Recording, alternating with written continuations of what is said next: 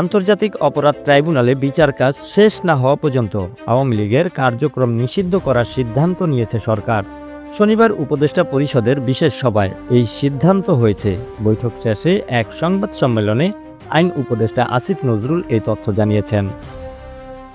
উপদেষ্টা পরিষদের বৈঠকে আন্তর্জাতিক অপরাধ ট্রাইব্যুনালে বাংলাদেশ আওয়ামী লীগ ও তার নেতাদের বিচার কার্য সম্পন্ন না হওয়া পর্যন্ত দেশের নিরাপত্তা ও সার্বভৌমত্ব রক্ষা, জুলাই আন্দোলনের নেতাকর্মীদের নিরাপত্তা এবং আন্তর্জাতিক অপরাধ ট্রাইব্যুনালের বাদী ও সাক্ষীদের সুরক্ষার জন্য সন্ত্রাস বিরোধী আইনের অধীনে সাইবার স্পেস সহ আওয়ামী লীগের যাবতীয় কার্যক্রম নিষিদ্ধ করার সিদ্ধান্ত নেওয়া হয়েছে। তিনি আরও জানান, এই বিষয়ে প্রয়োজনীয় পরিপত্র পরবর্তী কর্মদিবসে প্রকাশ করা হবে। এছাড়া সভায় আন্তর্জাতিক অপরাধ ট্রাইব্যুনাল আইনের সংশোধনী অনুমোদিত হয়েছে। সংশোধনী অনুযায়ী আন্তর্জাতিক অপরাধ ট্রাইব্যুনাল কোনো রাজনৈতিক দল, তার অঙ্গ সংগঠন বা সমর্থক গোষ্ঠীকে শাস্তি দিতে পারবে, জানান তিনি।